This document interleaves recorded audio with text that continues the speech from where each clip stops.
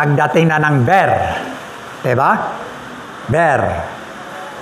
September, October, November, saka lang magkakaroon ng tinatawag na countdown. Di po ba? Countdown, 100 days, hanggang sa ilang araw na lang. Yan. So, puri ng Panginoon, Unite Divine. Na po? Bagamat wala pong nakakatiyak kung kailan pinanganak ang ating Panginoon Kristo. Ha?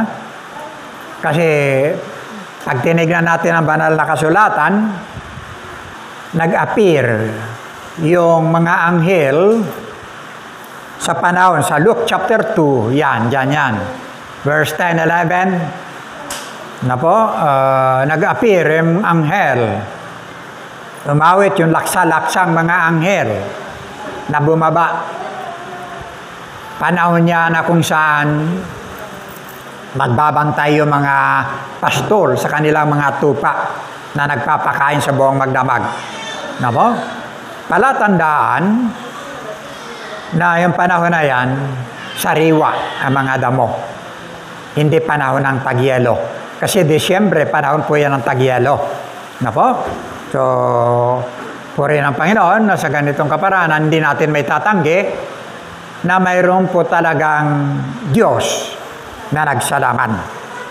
Yan ang sinasabi ng banal na kasulatan. Na po? Now,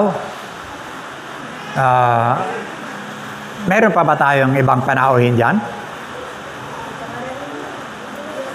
Ala eh. Okay. Alis na raw siya. Ang kapatid na Patrick, andyan po siya. Puri ng Panginoon. Patrick Villarreal. Ano po? Ayun. Puri ng Panginoon. Okay? Now, diretso na po tayo. Tuloy-tuloy po tayo. No? Yung ating topic sa umaga pong ito, ang modelo. Ha? Yung ating pinakateksto, Genesis chapter 6, verse 9 at 22.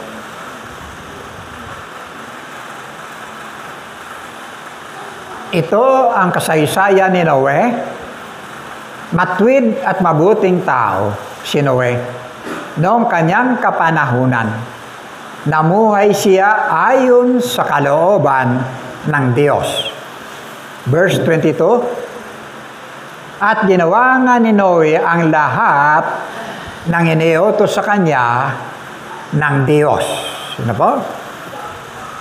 Lahat ng iniutos sa kanya ng Diyos. Modelo. Pag binanggit natin yung katagang modelo, tumutukoy po ito sa isang natatangi na iba. Ha? Uliran. Yan. Huwaran. Model. Ginagamit po ito sa mga katulad ng mga opisina. Na po, nakarinig na kayong model employee. Di ba? Modelo yan sa kabaitan. Yan. Modelo yan sa pag-uugali. Modelo yan sa tardines. Modelo yan sa katamaran. Karinig na kayo ka. So, nung araw, kapag binanggit natin ang modelo, pumapatungkol po ito sa tinatawag na tabas. No? Tabas ng damit na isinusuot ng mga anong tawag nito? Balingkinitan. No? Mga payat. Walang modelo po na tabatsoy. Ha? Ano lang, balingkinitan. Nakita nyo si Heart Evangelista? Yun, ganun. Yung parang saranggula ang katawan. Yan, modelo yan. Yan. So, ngayon, sa panahon natin ngayon, pag sinabi mo modelo, hindi na ito tumutukoy sa tabas ng damit. Ano po? tumutukoy ito sa katawan na walang damit. Ano ba niyo yun? Nakakita na ba kayo mga skin paint na tinatawag? Hubad yan. Walang damit. Pipinturahan niya kanyang buong katawan. Tapos lalagyan ng mga design. Akala mo may damit siya, pero wala. See? Kaya karamihan ngayon, kailan natin, nauso yung mga tatak-tatak, tattoo. Ayan. Sikat sila eh. Kasi yan ang napapanahon. Modelo. Nakakalungkot lang, sabi ko nga, kawawa yung mga babaeng desente. No? Kasi wala na silang itatago. Yung mga babae, kapag ka nagpatatak, doon pa sa pinakamasila na bahagi ng kanilang katawan. Sino nakakita na nito sa Facebook? Na ganyan, pinatatakan talaga na doon mismo sa bahagi ng kung saan. Mga masisila na dapat hindi nakikita. Na po? So, yun. Now, dito sa Biblia, nakita po natin, mayroon pong isang natatanging modelo sa buong sanglibutan. Modelo sa pagiging mabuting tao, sabi diyan, matuwid, sabi ng talata, na po, masunurin sa Diyos, palibasay namumuhay na kasama ang Diyos. Yan. Siya po'y si Noe o Noah. Anak, mula po siya sa lahi ni Seth, anak ni Iba at Adan. No? Di ba anak niya si Cain, tapos si Abel, pinatay ni Cain si Abel, unang krimen. Pagkatapos yan si Seth. Mula siya sa lahi ni Seth. No? Ang kanyang ama si Lamech. Anak naman ni Metusela. Metusela na yan, yung pinakamatandang tao sa balat ng lupa. Yung kanyang edad, 969. No? Muntik na naging 1,000. 969, yung kanyang edad, umabot, no, bago siya namatay. Pinakamatandang tao. Now, kung babalikan po natin sa verse 1, chapter 6, verse 1,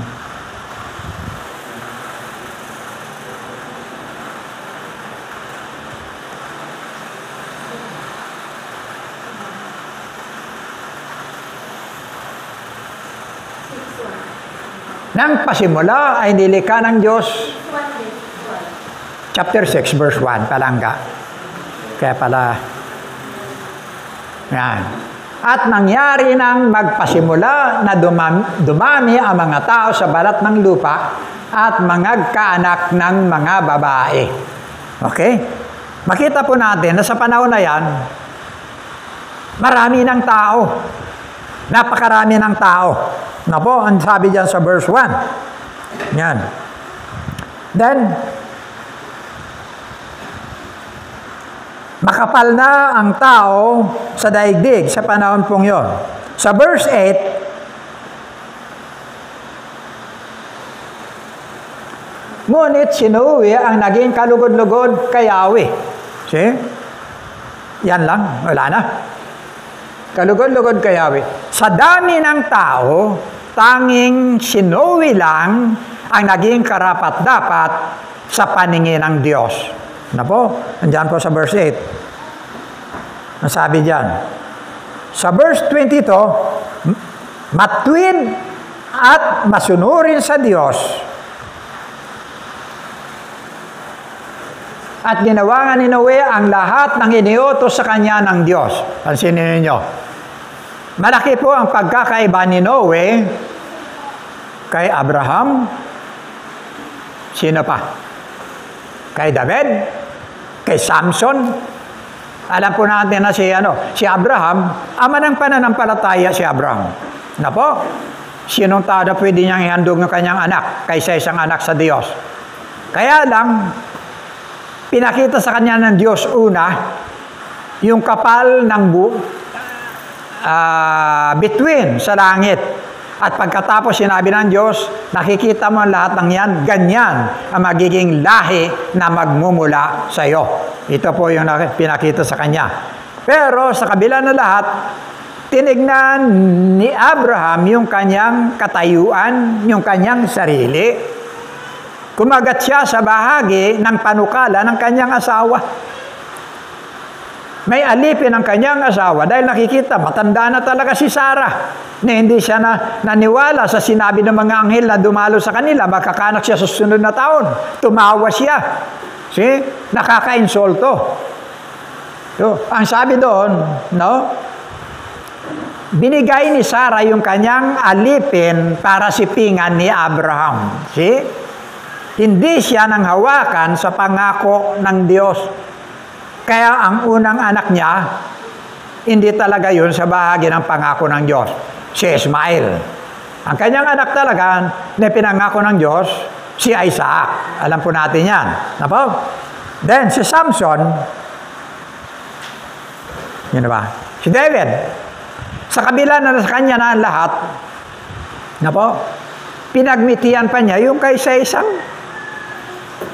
Andun siya nagpapahangin. Bigla nakita niya may naliligo. Nung tingnan niya, napakaganda. See? Kaya yung sinasabing maganda, yun din ang sabi ng ni Eva, at tila na yung bungang ito maganda, masarap kainin. Marami nahuhulog po dyan. Ang sabi niya, nakita niya maganda, pinakaon niya yung babaeng magandang ito. Tapos sinipingan niya. Nung malaman niya, ito pala, asawa ng kanyang sundalo, inuumang niya ngayon yung kanyang sundalo sa mahigpit na labanan na kung saan mamamatay ito. Miniti niya na mamatay at nagtagumpay. Napo, si David sa kanyang layunin. Sino pa? Samson. Samson, sa kabila ng sinasabi na sa kanya ng kanyang mga magulang, huwag kang makipamatok sa hindi natin kalahi. Pero sige lang siya ng sige. Napo, wala siyang pakialam, basta yung ginusto niya, gusto niya. Kaya doon siya napahamak. Yan po. Kaya malaki ang pagkakaiba. Napo? Now, tingnan po natin. Kung titignan po natin yung iniutos ng Diyos kay Noe, ano po? Sa bahagi ng anong talata po ito? Simula sa verse 14 to 16, chapter 6, kaya gumawa ka ng isang malaking barko na yari sa kahoy na cypress. Lagyan mo ito ng mga silid at pahiran mo ng alkitran ang loob at labas nito. Ang barkong gagawin mo ay 135 metro. Pansinin ninyo 135 metro. Kwinenta ko yan, 450 feet. Equivalent to 450 feet. Na po, yung haba. No? 23 metro ang luwang. Ano? Ang barkong gagawin mo ay 135 metro. Ang haba, 22 metro ang luwang at 13.5 metro ang taas. Sukatin natin, Sukatin natin. Sinukat ko po yan. Simula dito sa pader na ito, minetro ko hanggang doon sa labas pong yon, yung hangganan ng lupa at simentado na hagdan po natin. 23 metro. Ito, yung haba. Mahaba pa to sa Katalin. Yung lugar natin. Mahaba pa to. So, pag kinenta mo yung 135 metro, para makita mo yung haba nito, kung ilang ganito, lalabas na 6 na haba na ganito ng church. 6 bago ka umabot ng 135 meters. Pansinin ninyo. Sa kwento kasi, pag nagkwento lang tayo, si Noah gumawa ng daong. Ganun lang. Ganun lang. Walang masyadong kwenta. Hindi mo nasasakyan yung bahagi ng hirap. Yung inakap ni Noah sa pinag-uutos ng Diyos. See? Yun lang ang kwento natin. Si Noah, gumawa ng daong, nagkarga ng mga hayop. See? Pero hindi natin nakita yung pinaka-scope na ginawa ni Noah na sumunod sa Diyos. Maglagay ka na ng gito. Sunod-sunod mo, 6 na ganitong agwat. Hanggang saan yan? Baka makaabot tayo sa ospital. See? Gaano kalaki ang ginawa ni Noah? Gaano ang luwag? 23 yan. Bawasan mo lang ng 1 metro. Simula ka dito. See?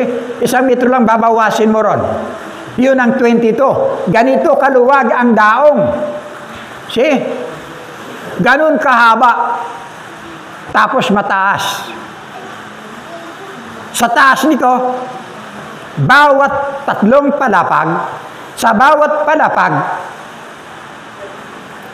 isipin ninyo, gaano katibay. Lalagyan mo ng malaking hayop. Di po ba? Andyan ang elepante.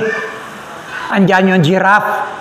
Andyan ang rhinoceros, hippopotamus, kung ano-ano. Matibay.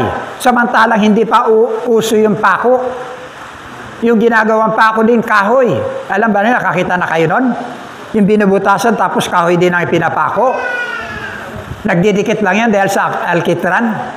See? Na ang magsasagawa nito, 4 na tao.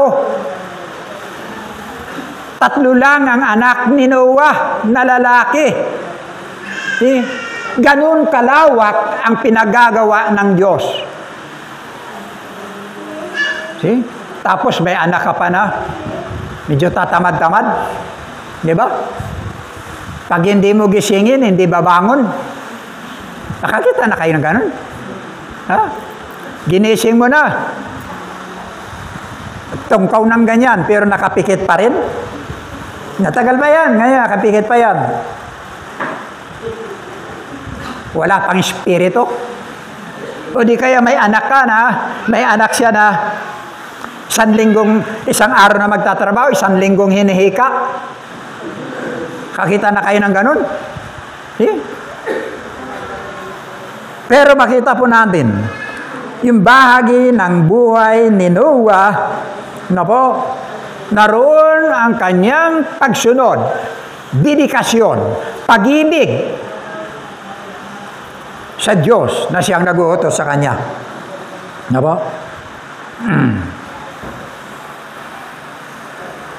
Then, pangalawa,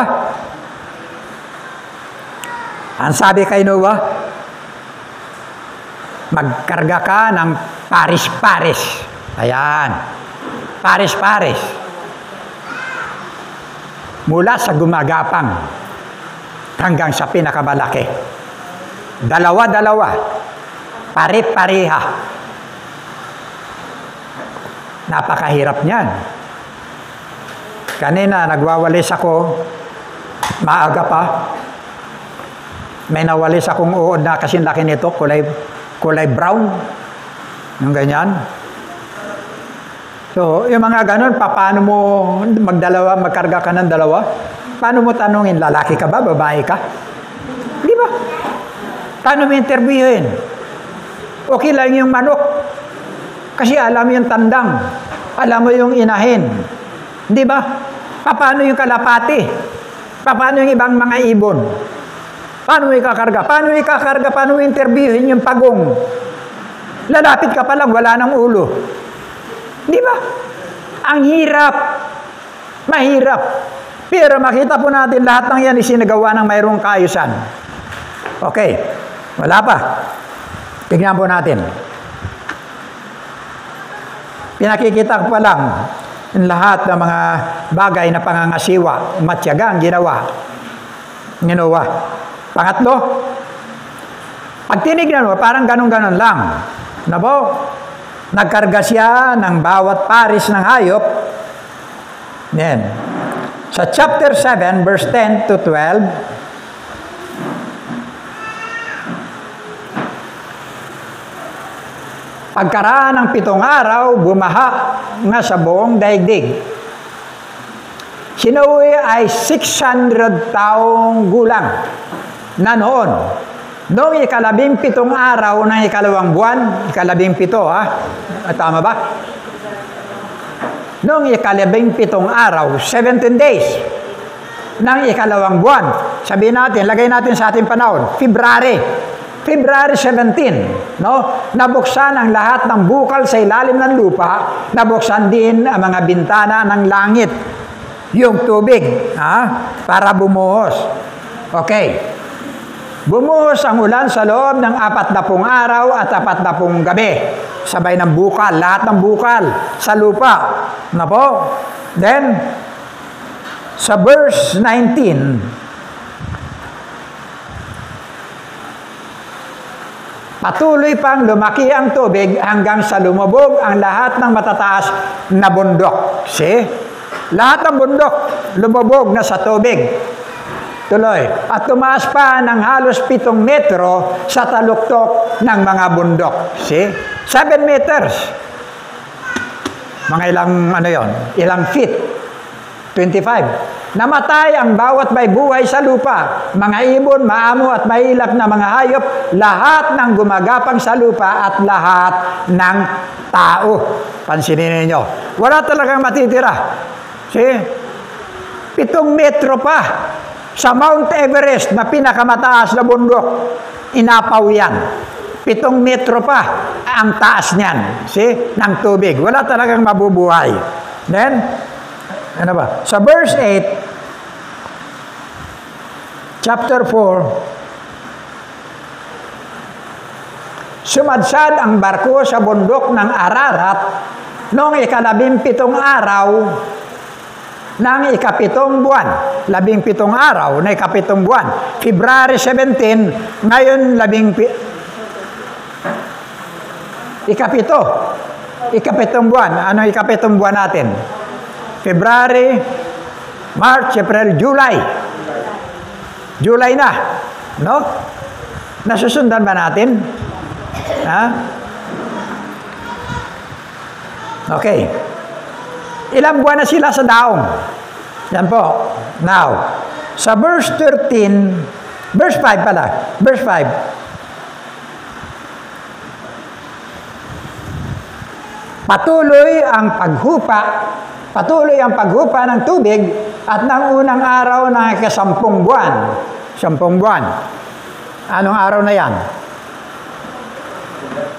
October na. 10 buwan. Lumitaw ang taluktok ng mga bundok. Saka pa lang lumitaw. October. Month of October, saka pa lang lumitaw. Verse 13. Noon ay 601 na. See? Nag-birthday na siya. 601 taong gulang na si Noe. Nang unang araw ng unang buwan. Unang buwan na naman. January 1st. Unang araw. Doon na siya nag-birthday sa daong. No? Unang araw ng unang buwan, inalis na ni Noe ang takip ng barko at nakita niyang natutuyo na ang lupa. Okay? Verse 14 to 16. Nang 27 araw, 27. Nang 2 buwan na uli. 1 year na. Sumakay siya, pumasok sila, February 17. Ngayon, 27. February 27 na. Naka 1 year na sila, nag-birthday na siya. No? 27 araw ng 2 buwan, tuyong-tuyo na ang lupa. Sige, makita natin. Now, nang umupa ang ulan,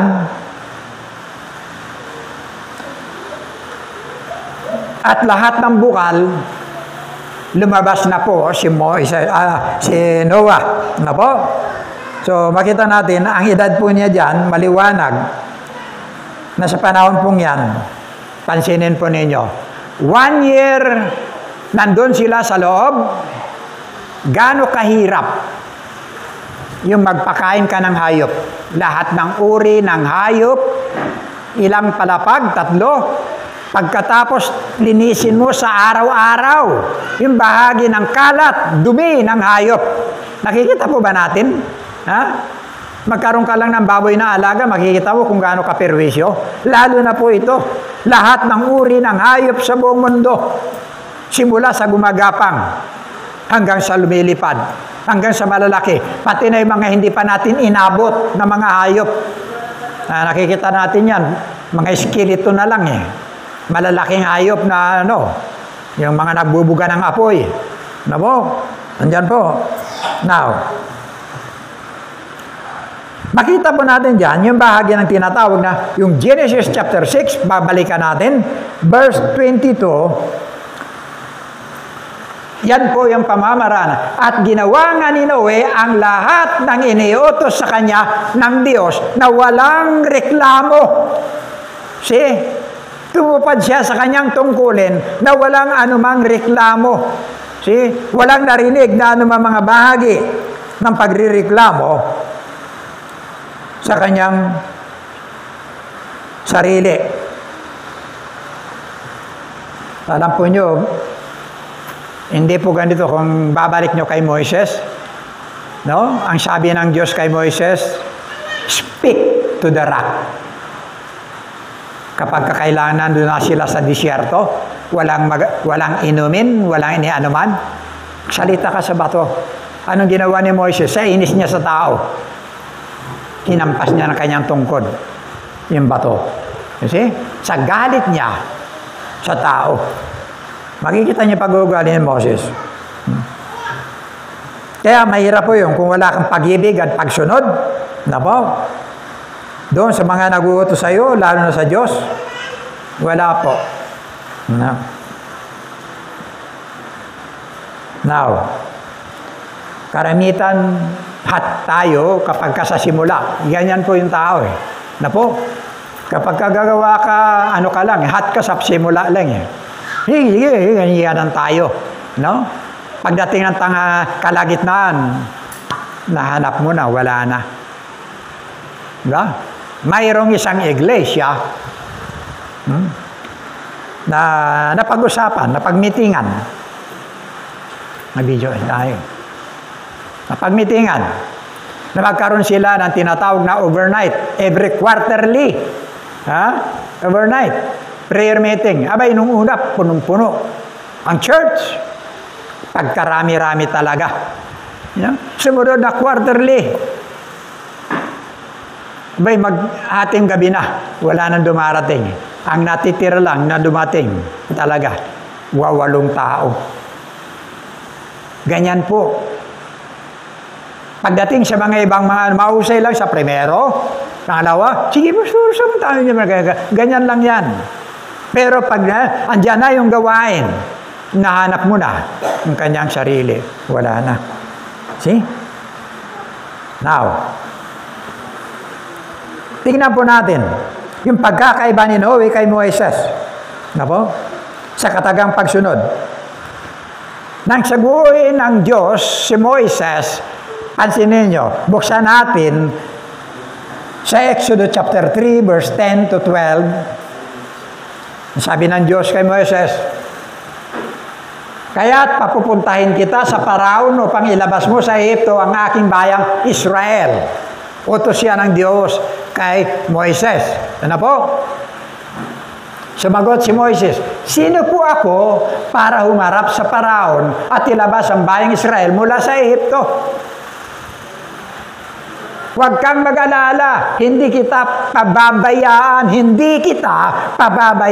ang pangako ng Diyos. At ito ang magiging katibayan na ako ang nagsugo sa iyo sa bundok ding ito. Sasambahin ninyo ako kapag nailabas mo na sa Ehipto ang aking bayan, sabi ng Diyos. Okay? Hanggang 12 lang yan. Okay. Yun po yung utos ng Diyos kay Moises. Pero kung titignan po natin, ang sabi ng Diyos, huwag kang mag-alaala. Hindi kita pababayaan. Sagot kita. Ito ang ng Diyos kay Moises. Pero anong nakikita ni Moises? Hindi yung Diyos na nag-uutos sa kanya. Yung kanyang nakikita, yung kanyang sarili. Yan po yung kanyang nakikita. Ang sabi doon sa Exodus chapter 4, verse 10, ayan po, sinabi ni Moises kay Yahweh, Panginoon, sa mula't mula pa'y hindi po ako mahusay magsalita. See? Bagamat nangungusap ka na sa akin, hanggang ngayon, pautal-utal pa rin ako kung magsalita. Ang tinitingnan ni Moses, yung kanyang depekto, yung kanyang sarili, yung walang kakayahan. Hindi yung Diyos na nangangako sa kanya, hindi kita pababayaan. See? Nakikita po natin yung comparison. Dalawa po yan. Ano po?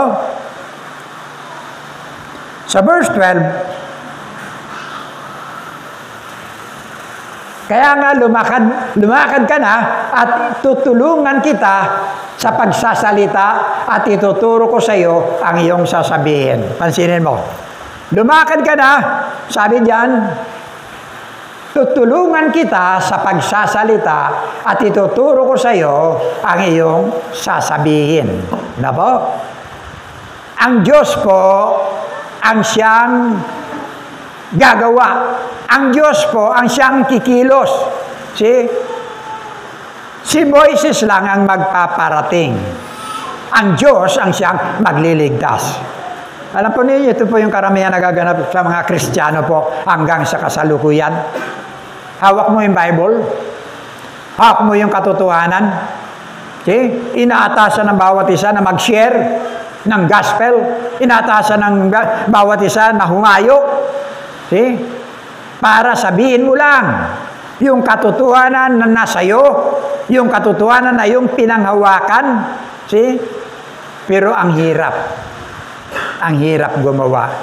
Sa kabila na iyon lang ang part mo, ang Diyos ang siyang magliligtas. Ano po? Yan po si Moises. Kung totoo siya, sino ba si Moises? Prinsipe si Moises. Anak siya ng prinsesa ng Ehipto. Hindi nga niya alam na isa siyang Hebrew. Saka lang niya natuklasan ng bandang huli.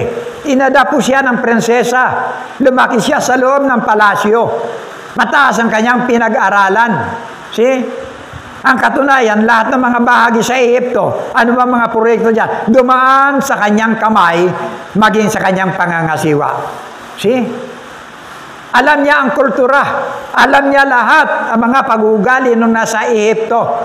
Kaya siya sinusugo ng Diyos, pabalik doon. Pero ang dami niyang alabay. Ano sabi niya? Sa simula pa, Panginoon, utal na ako. Bulol na ako. Makapal yung dila ko. Hindi ako ganong marunong magsalita. Ano sabi ng Diyos sa kanya? Tutulungan kita kung ano ang sasabihin mo. Ang Diyos na mismo. Kaya pinakita ng Diyos kung anong kapangyarihan mayroon siya. No? Kung mayroon siya, para lang sundin ang nais po ng Diyos. See? Andiyan po. Sa verse 13,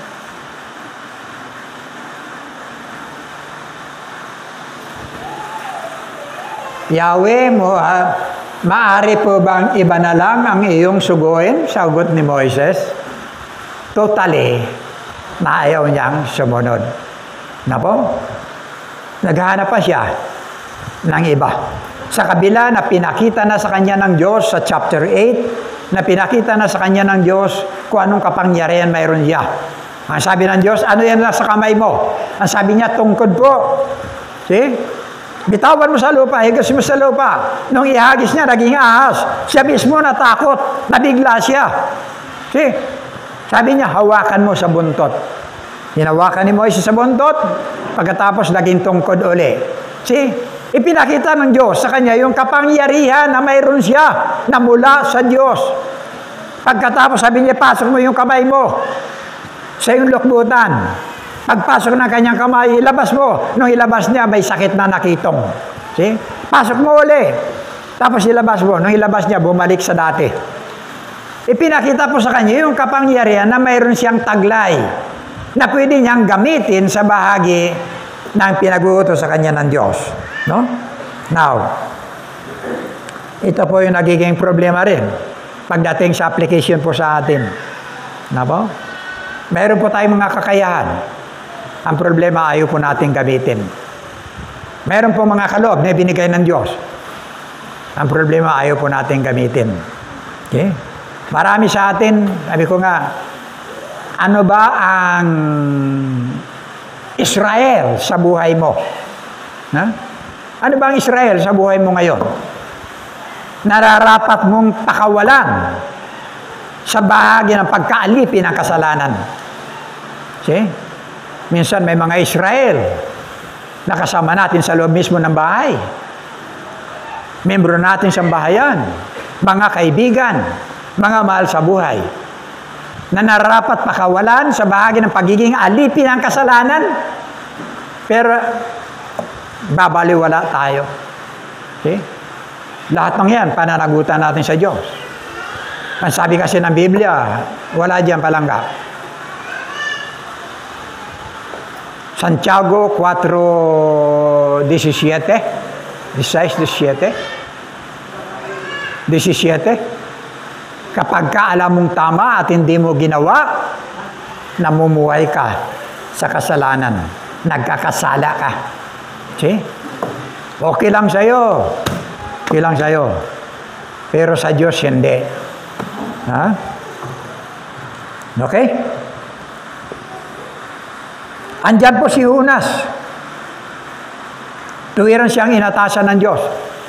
Hunas, kabanatang 1, talatang 2 hanggang 3. Inatasan siya ng Diyos. Pumunta ka ng Nineveh sapagkat talamak na, abot na sa langit ang kasamaan ng Nineveh. Pero sa halip na sumunod sa Diyos, sakay siya ng barko, pumunta ng Tarsis para iwasan, hiwalay ng direksyon sa bahagi ng pinag-uutos ng Diyos. See? Anong ginawa ng Diyos? No? Nagsugo ng bagyo. Ha? Ano nangyayari kay Jonas? Tama ba yan?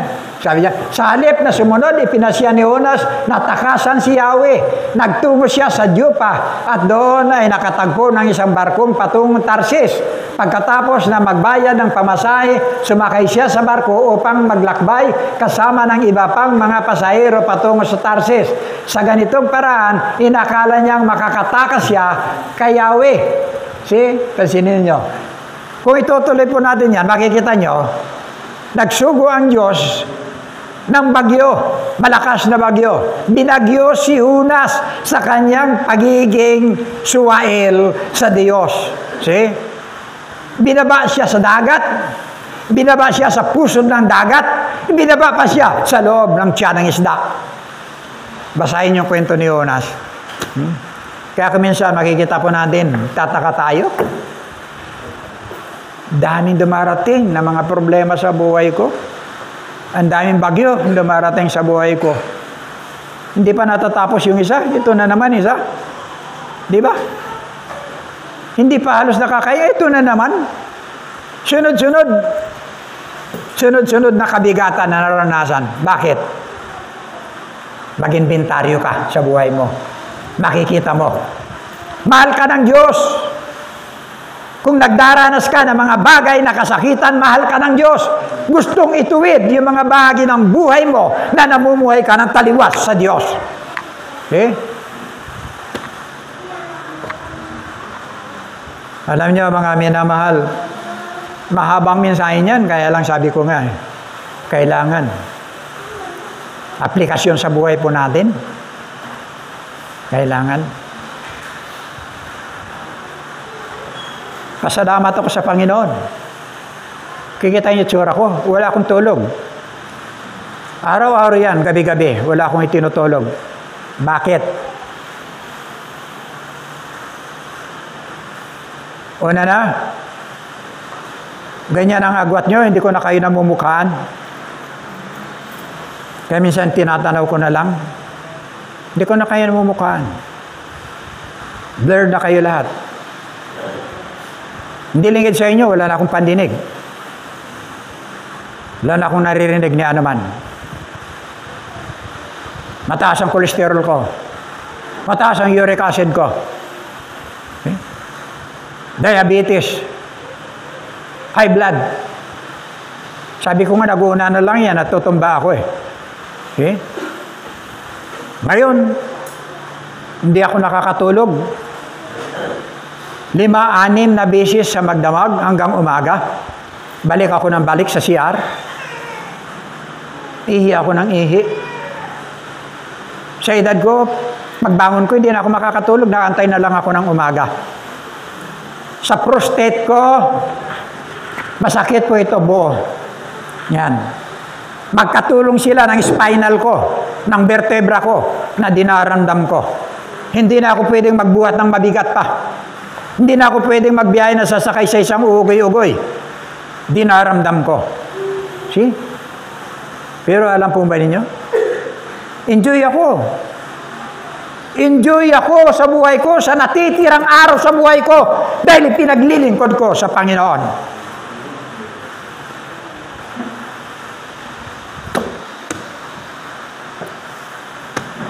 Patsikap kami, 2 linggo nakaraan. Pasalamat ako. Lumiit na ang dibdib ko. See? Lumiit na siya. Nawala na yung maga. Pero pag kinapa ko yung bukol, tumigas na yung bukol, nandito, matigas na siya. Naubos ko na lahat yung gamot na mga herbal kung saan nakalagay sa Facebook. Hindi, wala rin nangyari. Nung magpa-check up ako ulit, pinasilip ito. Sabi ko kasi masakit. Nasa loob. Ang nakita sa x-ray, namamaga ang puso ko. 2 araw, sabi ko sa may bahay ko, masakit, pumipintig siya. Parang may tumutusok. Sabi ko sa kanya, hirap ako sa aking paghinga. See?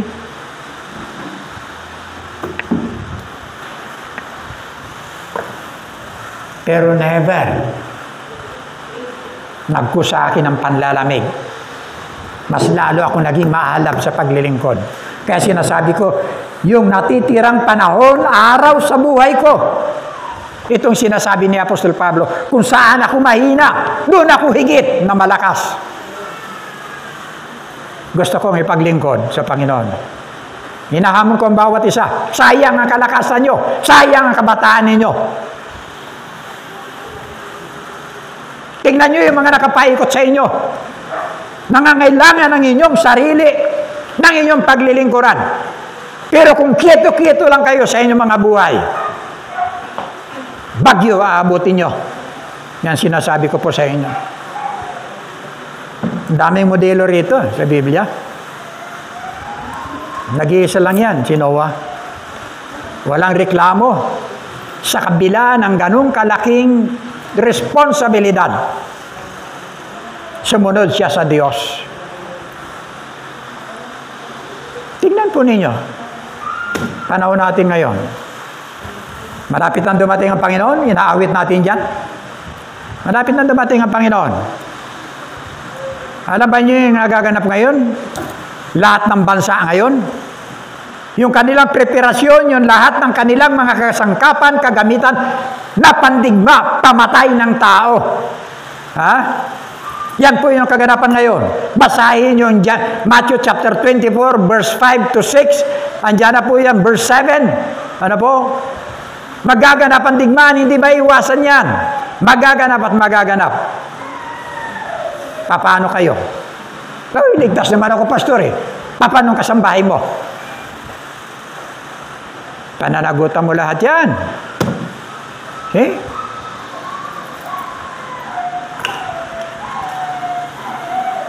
Bahala na sila. Pwede ba yun? Harap ka sa Diyos, bahala sila.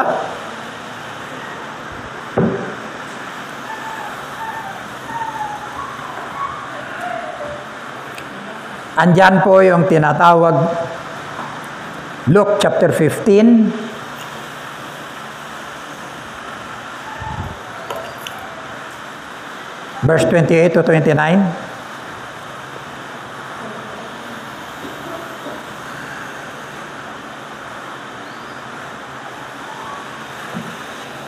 Nagalit ang panganay at ayaw niyang pumasok sa bahay. Pinuntahan siya ng kanyang ama at pinakiusapan. Ngunit sumagot siya, "Pinaglingkuran ko kayo sa loob ng maraming taon at kailanmay hindi ko kayo sinuway, ngunit ni minsay hindi ninyo ako binigyan ng kahit isang maliit na kambing para magkasayaan kami ng aking mga kaibigan." Ganoon lang yan? Doon lang? Subalit nang dumating ang anak ninyong ito na lumustay ng inyong kayamanan sa mga masasamang babae, ipinagpatay pa ninyo siya ng pinatabang guya. Ito po yung panganay. Nako? Panganay na anak. Nako? Hindi siya umalis sa poder ng kanyang ama. Lahat na pinag-utos sa kanya, sinusunod niya. Ginagawa niya. Pero dumating ang sandali. Nung bumalik yung bunso, na walang-wala, marusing na, adik na. Hindi niya matanggap. Hindi na matanggap. Nag-happy-happy, nagpakatay yung ama kasi matagal nang nawala yung anak. Ngayon bumalik. No? Andyan pa rin ang pagmamahal ng Diyos. Nung bumalik, selebrasyon. Pero yung panganay na kapatid na nandoon na matagal na naglilingkod sa ama, eto lumabas ngayon ng kanyang sarili. Nung makita niya na nagkakaroon malayo pa, may tugtugan na, may ilaw na yung dating malungkot na madilim na natahanan. Ngayon nagkailaw na yung bulwagan. Ang sabi niya, tanong niya sa isang katulong, "Anong mayroon dyan?" Ang sabi ng katulong, "Yung kapatid mo na naglayas, dito bumalik na." Ngayon ganyan. Galit siya. Pagkatapos sinabi yan ng katulong, pumunta ron sa kanilang ama. Sabi ng katulong, "Andyan yung anak mong panganay. Andyan sa labas ng gate. Ayaw niyang pumasok." Ando, naiipon sa kanya yung puot, galit. Sumusunod lang pala siya sa lahat ng pinag-utos ng kanyang ama, pero wala siyang nadaramang pag-ibig. Wala siyang nadaramang mga bagay na kaya ginagawa niya ito. Dahil yun ang kanyang dedikasyon, desire na may paglingkod ang kanyang sarili. Naglilingkod lamang siya. Sabi niya, "Sinusunod ko kayo, tinutupad ko ang lahat ng mga utos ninyo, pero ngayon harap-harapan. Ayaw niyang pumasok." Pinakikiusapan siya ng kanyang ama, pero sinusuway niya. Yung anak niyong yan, hindi niya masabing kapatid ko. Yung anak niyong yan ang ng galit na tao.